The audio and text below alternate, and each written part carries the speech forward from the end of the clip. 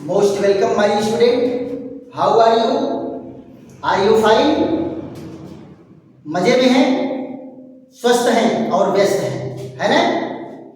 कह दो सर व्यस्त ही तो नहीं है ना? एकदम खाली समय है, खूब घूम रहे हैं, खूब एंजॉय कर रहे हैं। देखो बेटा, गर्मी का मौसम है और स्कूल में छुट्टियां भी चल रही हैं, तो आप लोग मामा के यहाँ, बुआ के यहाँ, मौसी के यहाँ एंजॉय तो लीजिए, इसमें दो राय नहीं है ना? खूब घूम टहल लीजिए, लेकिन थोड़ा थोड़ा पढ़ते भी रहिए, है कि नहीं? नहीं तो एकदम आदत छूट जाएगी तो फिर गड़बड़ हो जाएगा, है ना? तो आदत छूटनी नहीं चाहिए लिखने और पढ़ने की। देखो बेटा, आज फिर हम लोग जो है एक बेहतरीन वीडियो के साथ आमने सामने हुए हैं। पिछले वीडियो में हम लोग चर्चा किए थे कि लार ग्रंथियां कितने प्रकार की होती हैं और लार ग्रंथियों से स्रावित लार में क्या क्या पाया जाता है और लार का इम्पोर्टेंस क्या है, जीभ हमारी क्या काम करती है, जीभ कौन सा काम करती है ना? और स्वाद लेने का भी काम करती है, बोलने में भी सहयोग करती है और नहीं तो गरियाने में भी सहयोग करती है। क्यों? गाली गलौज बकते हो तो कौन जीभिए तो सहयोग करती है, अब मारपीट भी करा देती है, उल्टा पुल्टा बोलोगे तो मारपीट भी हो जाएगा, है ना? तो जीवा के स्वाद लेने वाले में मैं आपको बताया था कि जीभ के किस पार्ट में कौन सा स्वाद अनुभव होता है। बाकी बेटा जीभ जो है पचाने का काम नहीं करता है, पचाने में वो हेल्प करता है ना? पचाने में हेल्प करता है।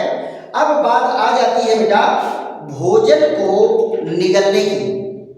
भोजन को निगलने की बात आ जाती है तो यहां जरा देखो, भोजन जब आगे बढ़ता है, भोजन जब आगे बढ़ेगा तो यहां से देखो ये नोजल कैविटी और माउथ कैविटी, बक्कल कैविटी, ये दोनों आगे चल करके एक साथ मिलते हैं।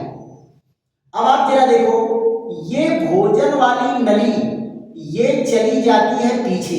भोजन वाली नली कहाँ चली जाती है? पीछे, है ना? ये भोजन वाली नली चली गई पीछे और ये श्वास वाली नली कहाँ चली आई? आगे। श्वास वाली नली कहाँ चली आई? आगे। ये देखो, ये आपका ट्रैकिया सामने की साइड में होता है, इसीलिए तो आप जब टच करते हो यहाँ गले पर, यहाँ टच करते भाई कड़ा कड़ा जो नलियाँ दिखाई दे रही हो, इस सांस नलिये है। अब भोजन वाली नली इसके पीछे होती है ना? तो यहाँ जरा देखो, ये जब यहाँ से भोजन को ऊपर की साइड, ये देखो मैं क्या बताया कि ये जिह्वा जो होती है ना, इस भोजन को क्या करती है? ऊपर ले जा करके ठेलती है। ऐसे ऊपर ठेलेगी तो यहाँ चलाएगा, कहाँ चलाएगा? यहाँ चला आएगा। अब आप जरा बताओ, इन्हीं दोनों के बीच में बेटा एक तो पुलिस बैठा हुआ है, ट्रैफिक पुलिस बैठा हुआ है। कौन बैठा हुआ है? ट्रैफिक पुलिस बैठा हुआ है। इसका नाम क्या होता है? एपीग्लॉटिस। क्या इसका नाम बेटा?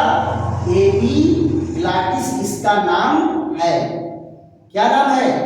Epiglottis, right? एपीग्लॉटिस। ये क्या करता है? ये भोजन को रेगुलेट करता है कि भोजन नली में ही जाए, सांस की वायु जो है सांस नली में ही जाए, है कि नहीं? और अगर कभी भुला करके ये एपीग्लॉटिस काम नहीं किया तो भोजन का चलाएगा, धड़ाम से गिरेगा सांस वाली नली में, है ना? और जब भोजन सांस वाली नली में गिरेगा तो ये बेटा फाइटल कंडीशन है, ये आपके लिए घातक हो सकता है, आपकी जान भी ले सकता है। और थोड़ा मोड़ा गिरता है तो वह आती है क्या, जिसको कहते हो सुनसुनी चढ़ गई है, हम मारते हो फटाक से, है ना? नाक मुंह सबके रास्ते। क्यों? क्योंकि इससे जुड़ा हुआ है बेटा फेफड़ा, और जैसे ही फेफड़े की ओर भोजन बढ़ता है, फेफड़ा तुरंत जो है संकुचित होकर के तेजी से वायु को प्रेशर देता है कि भाई भोजन यहाँ नहीं आना चाहिए, और सीधे से झटका मारता हजाक से, तो ये भोजन क्या होता है? अब जरा बताओ। हाई मुंह तो बेटा टेढ़ा है, मुंह क्या है? टेढ़ा है। मुंह में तो जल्दी जाएगा नहीं, और जैगो करता है यही तका करके जो है रह जाता है। लेकिन नाक वाली नली सीधी है, और ये भोजन यहाँ से यहीं से सीधे मारा धड़ाम से और नाक के रास्ते फेंक देते उठा करके।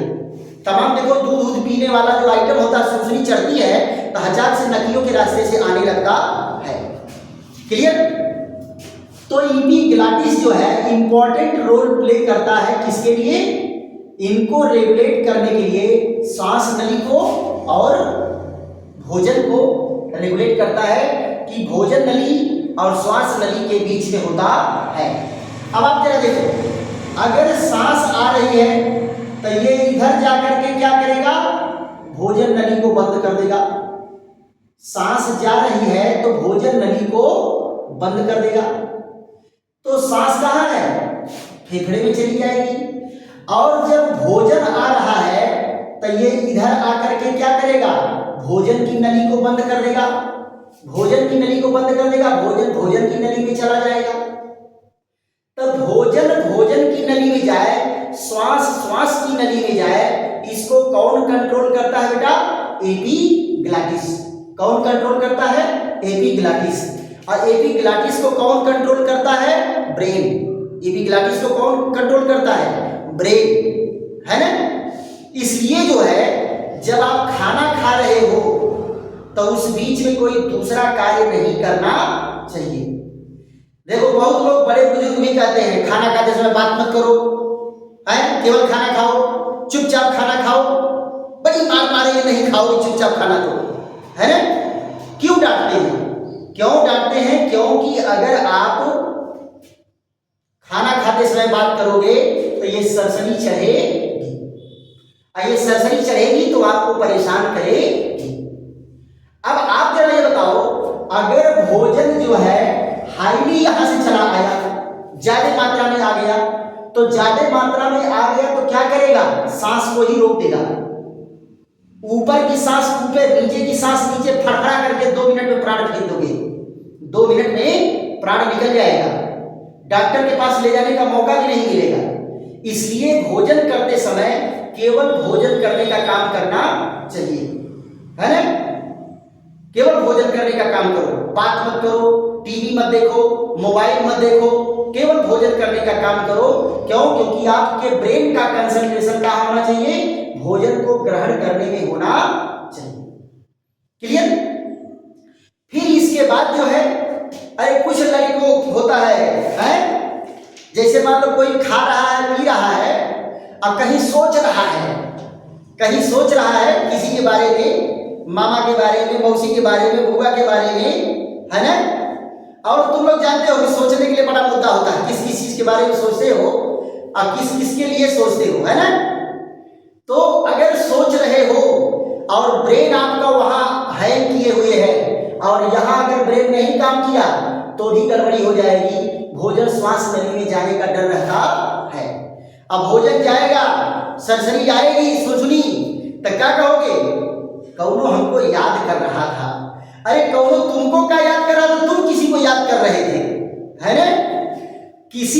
कोई आपको याद करेगा तो आपको सुसुनी नहीं चढ़ेगी, आप किसी को याद करेंगे तो सुसुनी चढ़ेगी। पक्का? चलिए यहां देखो बेटा, भोजन जब आ गया भोजन नली में, तो इस नली को क्या कहते हैं? ग्रास नली। इस नली को क्या कहते हैं? ग्रास नली। इसकी लंबाई कैसी होती है? 25 सेंटीमीटर। इसमें हड्डी नहीं होती,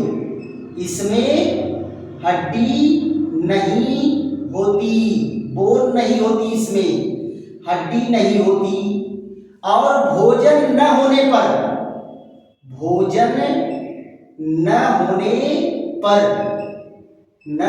पर क्या होता है? ये पिचकी रहती है। भोजन न होने पर पिचकी रहती है।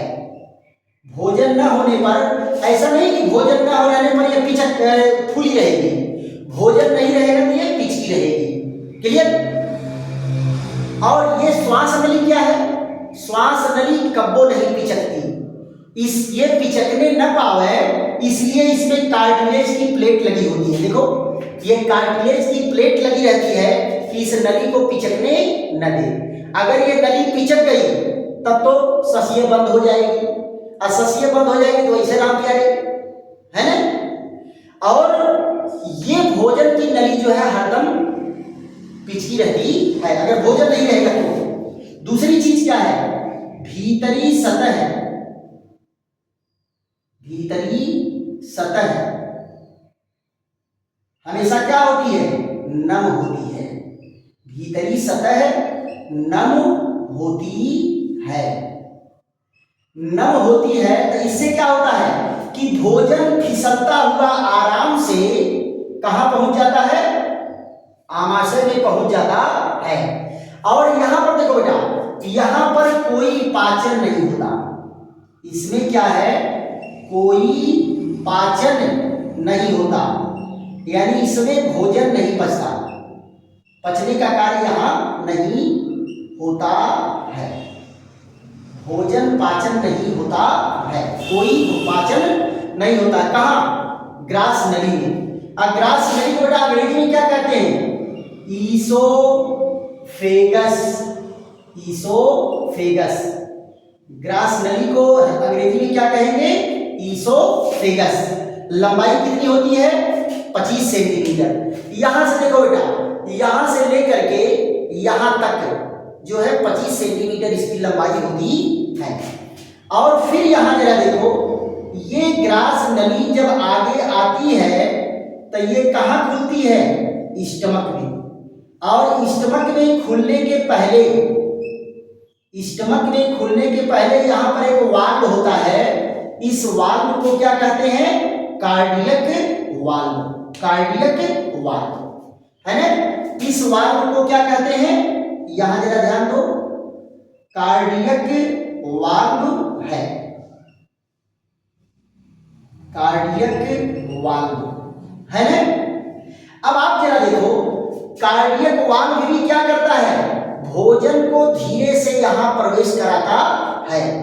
क्यों, क्योंकि अगर भोजन जो ग्रहण किए हो और धड़ाम धड़ाम बम की तरह से जाकर के स्टमक पर गिरेगा तो स्टमक में दर्द उत्पन्न होगा, पेन उत्पन्न होगा। आप लोग जरा याद करो, कभी पानी आप लोग पीते हो, पेट खाली हो और खूब प्यास लगी हुई हो, और उठा करके 1 लोटा पानी पी गए, है ना, तो वो पानी डायरेक्ट जाकर के स्टमक में गिरता है तो पेट में दर्द होने लगता है कि नहीं होने लगता है। आप थोड़ी देर पेट पकड़, अरे बाबा तो लगातार पेट में खाली रह लेगा, हचाक से पी लेनी पानी। हचाक से पानी काहे पी लिए, धीरे धीरे पानी पीना चाहिए कि धीरे धीरे वो पहुंचे। क्यों, क्योंकि इसकी दीवारें जो है पानी को रोक नहीं पाती हैं, पानी तेजी से जाएगा और स्टमक में गिरता है, और अगर स्टमक खाली है तो वहां आपको चोट करेगा और दर्द का अनुभव होगा। अगर स्टमक में भोजन है तब तो पानी भोजन में गिरेगा, आपको पेन नहीं होगा। क्लियर। अब आप जरा देखो, भोजन जब आगे बढ़ता है कहां, ईसोफेगस में, तो वो ऐसे ऐसे ऐसे ऐसे ये आगे बढ़ता है। ये देखो, जितने निवाला भोजन जा रहे हैं, ये वहां वहां जहां जहां भोजन रहेगा वहां वहां ये फूल जाता है, वहां वहां क्या होगा, फूल जाएगा, है ना। तो अब देखो, जैसे जैसे भोजन जा रहा है, जहां भोजन गया वहां फूल गया, बाकी पिचका हुआ, फूल गया, पिचका हुआ, फूल गया, पिचका हुआ है ना। इसको क्या कहते हैं, ये भोजन का इस रूप में आगे बढ़ना कहलाता है क्रमाकुंचन गति। इसको क्या कहते हैं, क्रमाकुंचन गति। अंग्रेजी में क्या कहते हैं, अंग्रेजी में इसको कहते हैं पेरिस्टैलिसिस, पेरिस्टैलिसिस। इस प्रक्रिया को क्या कहते हैं, पेरिस्टैलिसिस कहते हैं। और ये क्रमाकुंचन गति द्वारा इस नली को अगर आप खोल के देखो, है ना, तो ये लगेगा कि एक धीरे धीरे ये फैलता जा रहा है और वो भोजन आगे बढ़ता चला जा रहा है। क्लियर। और चूंकि इसकी भीतरी वाली सतह नम होती है, इसलिए ये आराम से फिसलते हुए आमाशय तक पहुंच जाता है। राइट। अब आप जरा यहां ध्यान दो, यहां पर कौन सी स्टमक में आ गया? स्टमक की कहानी जरा देखो तो इसकी रचना इस तरह से होती है, ऐसे ये छोटी थैली होती है, बहुत बड़ी नहीं होती है, ये छोटी थैली होती है और इसमें भोजन जो है 3 से 4 घंटे तक ये रहता है। देखो बेटा, ये है आपका स्टमक, ये क्या है? स्टमक है। एक वाल्व यहां पर भी होता है, एक वाल्व यहां पर लगा हुआ है, ये वाल्व लगा हुआ है। इस वाल्व को क्या नाम दिया गया था? इस वाल्व को दिया गया था कार्डियक वाल्व। क्या नाम दिया गया था? कार्डियक वाल्व, कार्डियक वाल्व दिया गया था। और इधर देखो बेटा, ये नीचे की साइड में भी एक वाल्व है, इस वाल्व को क्या कहते हैं? Pyloric valve. क्या कहते हैं? Pyloric valve, pyloric valve. Clear? अब जरा देखो, आपका जो स्टमक है वो 3 भाग में बटा हुआ है, ये वाला हिस्सा और ये बीच वाला हिस्सा और ये इस किनारे वाला हिस्सा। इसको कहते हैं कार्डियक भाग। इसको क्या कहते हैं? कार्डियक भाग, कार्डियक भाग। अंग्रेजी में क्या कहेंगे? कार्डियक रीजन, कार्डियक रीजन कहते हैं। और यहां जरा देखो, ये बीच वाला कौन है? बीच वाला है फंडिक। कौन है? फंडिक भाग, फंडिक भाग। यहां जरा देखो, फंडिक रीजन, फंडिक रीजन। यहां देखो कौन है? ये है pyloric region, pyloric region, pyloric region, pyloric region है ना? ये क्या है? पाइलोरिक भाग, पाइलोरिक भाग। ये 3 भाग में बटा होता है। आप लोग सोच रहे होंगे कि काहे बेटा इसका नाम कार्डियक कार्डियक पड़ा है?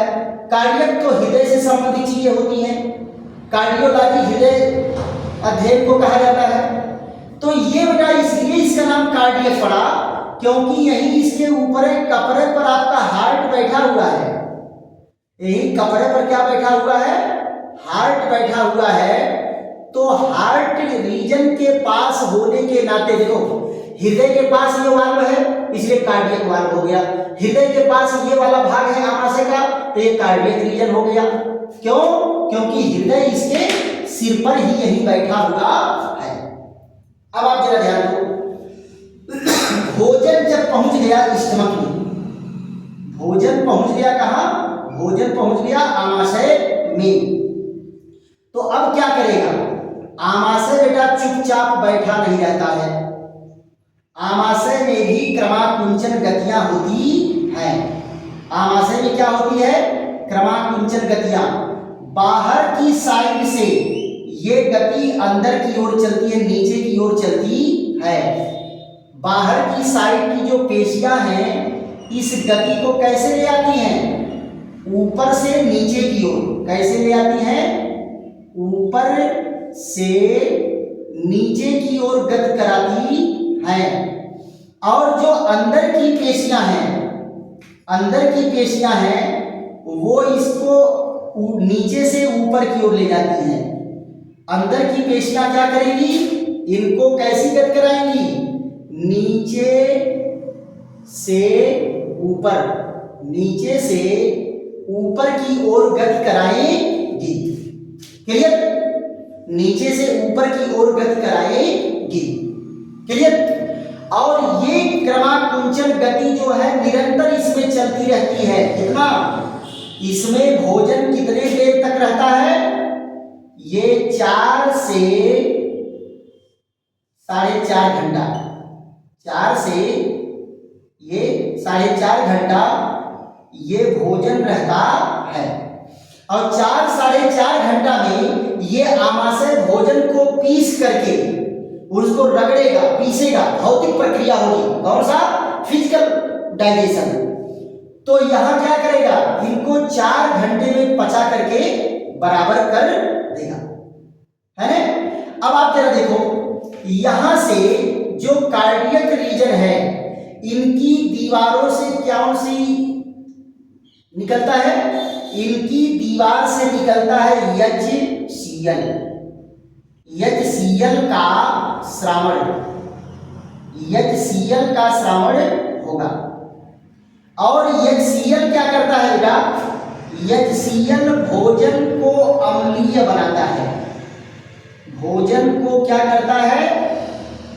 अम्लीय बनाता है। भोजन को अम्लीय बनाता है। और क्या करता है? जीवाणु व विषाणु जो भोजन के साथ अंदर आ गए, लाइसोजाइम जिसको नहीं मार पाया, उनको क्या करेगा? नष्ट करता है। क्या करता है? नष्ट करता है। भोजन को अम्लीय बनाएगा और जो इनके साथ भोजन के साथ जीवाणु विषाणु आ गए हैं उनको ये जो है मार करके नष्ट कर देगा। और जो अम्ल निकलेगा बेटा, इसका पीएच कितना होता है? 2 से लेकर के 2.5 पीएच के बीच इसकी अम्लता होती है।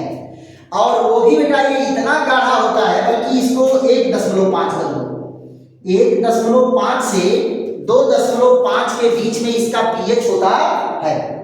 इतना गाढ़ा पीएच अगर अम्ल निकाल करके आपकी हथेली पर रख दिया जाए तो ये हथेली को भेद करके आर पार निकल जाएगा, इतना हार्ड होता है। प्रश्न ये उठता है कि अगर इतना प्रबल अम्ल निकल रहा है और ये क्या करता है? गलाने का काम करेगा, भोजन को गलाता है। क्या करता है? भोजन को गलाता है। जो बड़े बड़े कण आएंगे भोजन के, उनको गला करके क्या कर देगा? तोड़ देगा, है? गलाने का काम करता है। देखो क्या कहा गया कि हम मांस खाते हैं। क्वेश्चन आता है कि हम मांस खाते हैं तो हमारा स्टमक जो है मांस को पचा लेता है। स्टमक क्या करता है? मांस को पचा देता है। लेकिन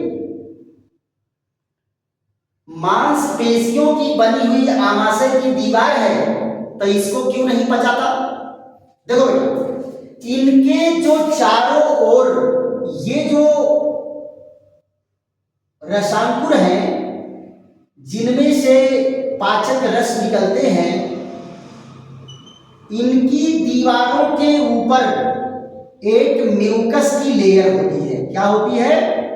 म्यूकस की लेयर होती है। ध्यान दो बेटा, किसकी लेयर होती है? म्यूकस की लेयर। अब म्यूकस कैसा होता है? क्षारीय होता है। और इस म्यूकस पर जो है अम्ल का कोई प्रभाव नहीं पड़ता है। तो यानी ये जो म्यूकस है, ये म्यूकस हमारी आंख को बचा लेता है। क्यों? क्योंकि म्यूकस होता है क्षारीय और ये क्षार जो है अम्ल को उदासीन कर देता है और आमाशय की दीवार तक अम्ल को जाने ही नहीं देता है। तो आपका जवाब क्या होगा? म्यूकस की मोटी परत के कारण अम्ल जो है आमाशय की दीवार को प्रभावित नहीं कर पाता है। और एक कंडीशन बनती है बेटा, जो लोग खूब तली तापड़ी खाने वाले हैं, जंक फूड, फास्ट फूड, मुर्गी मुर्गा, बकरी बकरा, तेल मसाला वाली चीज खूब खाने वाले हैं, जितने ये भोजन खाओगे उतने एसिडिटी बढ़ेगी। उतने एसिडिटी बढ़ेगी तो ज्यादा एसिड रहेगा तो म्यूकस भी नहीं बचा पाएगा। तो वही आमाशय में क्या कर देता है? घाव पैदा कर देता है, अल्सर हो जाता है। अल्सर हो जाएगा तो डॉक्टर जो है कहेगा भैया एक काम करो, भाई ये चीज खाना बंद कर दो, ये दवा दे रहे हैं खाइए, ठीक हो जाएगी, और अगर नहीं तो फिर खतरे है कि नहीं। तो ये चीजें होती है। एसिडिटी जब ज्यादा बढ़ जाती है तो गले में जलन भी होती है।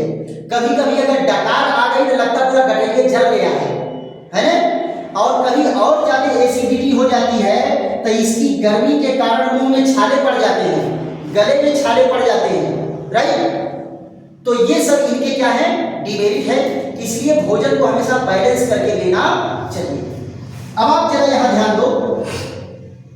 इसके बाद दूसरा वाला रीजन क्या है, फंडिक रीजन है। फंडिक रीजन में बेटा एक रूजी कांटेदार रचनाएं होती हैं, जिनको क्या कहते हैं, रूजी कहते हैं। क्या कहते हैं, कांटेदार रचनाएं हैं, इनको क्या कहते हैं, रूजी।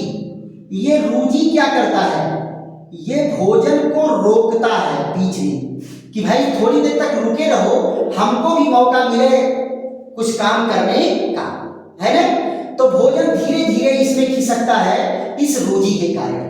और अगर आपके स्टमक में भोजन नहीं है तो ये रूजी जो है आमाशय की दीवारों में चुभने लगती है, जिसके कारण पेट में दर्द होता है। और आप क्या कहते हो कि पेट में चूहा कूद रहा है। पेट में चूहा कूदता तो यह चूहा कूदता है रूजी के कांटों के चुभने के कारण। अब आप जरा देखो, उसके बाद जब भोजन यहां आता है पाइलोरिक रीजन में, तो पाइलोरिक रीजन में जरा ध्यान दो। पाइलोरिक रीजन में एक एंजाइम निकलता, दो एंजाइम निकलते हैं। ये इसका क्या है, गैस्ट्रिक जूस। इसको क्या कहते हैं बेटा, गैस्ट्रिक जूस कहते हैं, जठर रस। यहां से क्या निकलता है, जठर रस, और अंग्रेजी में कहते हैं गैस्ट्रिक जूस। गैस्ट्रिक जूस निकलता है। और इस गैस्ट्रिक जूस में दो एंजाइम होता है, एक होता है रेनिन, एक होता है रेनिन, और दूसरा कौन होता है, दूसरा होता है पेप्सिन।